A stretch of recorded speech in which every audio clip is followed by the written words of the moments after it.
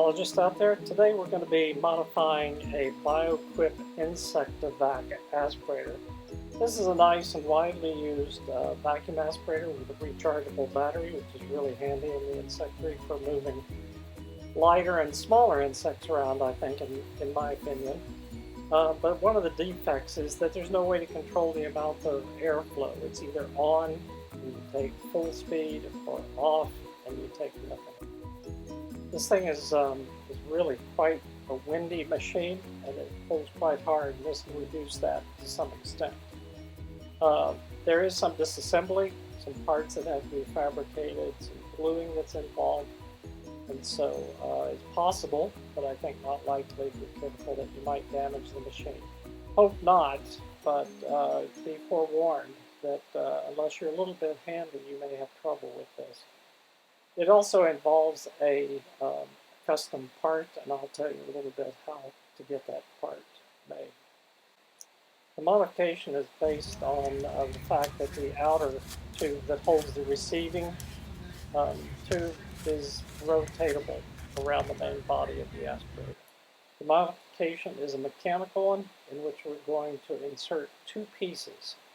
One is going to go into the outer tube that holds the receiver tube, and the other one will be mounted inside the device. When these are rotated relative to one another, it either opens up the airflow halfway or it stops it nearly entirely.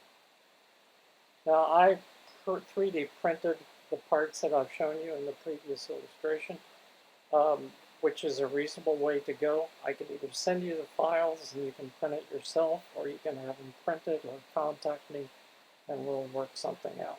But these are the two parts after they've been printed. One of them has a bit of flashing or a brim on it, but the parts are quite simple, lightweight, made out of PLA plastic in this case.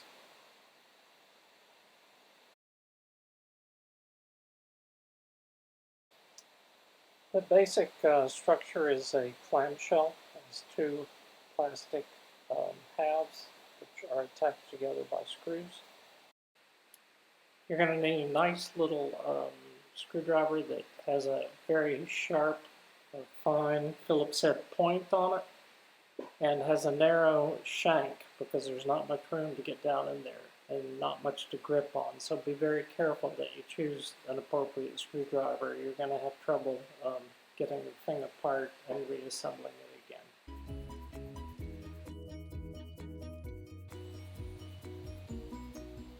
So here we have it nearly disassembled. There is a little bit of adhesive on the front of it. It doesn't appear to stick very well. It may just be a sealer of some sort, but you're going to have to do a little bit of prying in order to get this thing apart. If you do have trouble getting it apart, you might have to stick a screwdriver in there and kind of open it up a little bit. Particularly in the region shown here, it can be difficult to get apart. But go slow and you'll get it. One thing that you'll see will fall out will be this little button. That's the on-off button. It's not attached to anything. It's just sitting inside the case. So be sure you don't lose that, and I'll show you how to put it back in as we go along.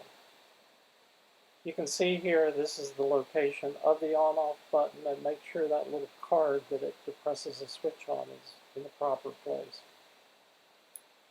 The receiving tube has to be removed, and as I said, it's held with a little bit of sealer or something.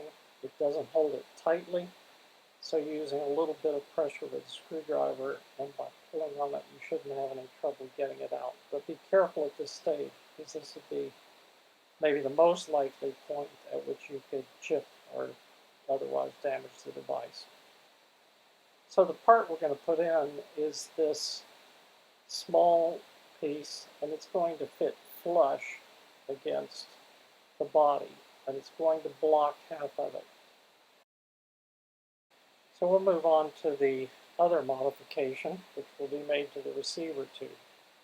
As you can see, there's a ring around the outside of the receiver tube, and these rotate freely against one another. Now, to glue the first piece that I mentioned in, I'm using a gel super glue, and you just need to put it around the depression along the one edge that is depressed, which is by the blocking portion. I use gel because it dries more slowly than many super glues, and it gives you more time to work, and it's easier to spread. So that's half of the modification. The other is sliding this half blocking tube into the receiver tube. So this will fit snugly in there, and if you use some gel super glue, you should get a nice fit flush against the end of the tube. So be careful not to get any glue between the outer ring and the rotating portion of it, or you're going to have trouble rotating it later on. But that's pretty easy to do. In fact, I think you can take the ring off if you need to. So what I'm going to do here, again, using the gel super glue, just going to heat this thing up, get it ready to go back in, and then slide it in to the receiver tube, which is quite easy. You might want to wear gloves for this entire process if you don't like super glue getting on your fingers. Slide it in, and then I'm just pressing it against this heavy paper to wipe off some of the excess glue and to make it flush. So I'll also wipe it later with some tissue before the glue dries to get the crumbs off. But that's the basic idea there. You're just going to slide this in that outer tube and glue it in place. Okay, so you're nearly there. All we need to do now is reassemble the device. And this is a little bit tricky here. I didn't add any more sealer, but you do need to make sure that you press it in well so that there's a tight fit. So that's one half of the formula. The other half is to put the battery back in the handle, as it will almost always fall out. Make sure the wires are tucked in nicely so you don't pinch them when you put the other half of the clamshell case back on. You'll notice at this point in time that board that has the switch, on-off switch attached to it, is sitting in a little slot. Make sure that's in the right place. And then this button for the on-off switch simply has to be worked into the case manually while you're assembling. There's nothing to hold it in place. So get it in there and make sure it's straight, because if it's off to the side, you're not going to get any power to the motor. Squeeze the thing back together, and very predictably, I imagine, all that's left to do at this point is to put the screws in. Before you do that, though, check that button. Make sure you've got it in the right place, or you won't be able to turn it on.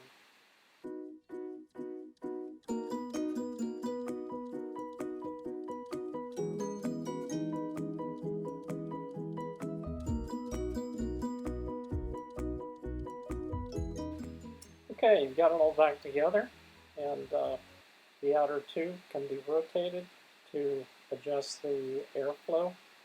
What I like to do is add a couple of labels to tell you which position is open and which position is closed, because it's difficult to see down in there, and I printed those in black plastic. So anyway, there you go. I hope you enjoyed that. Hope it makes your entomology life easier.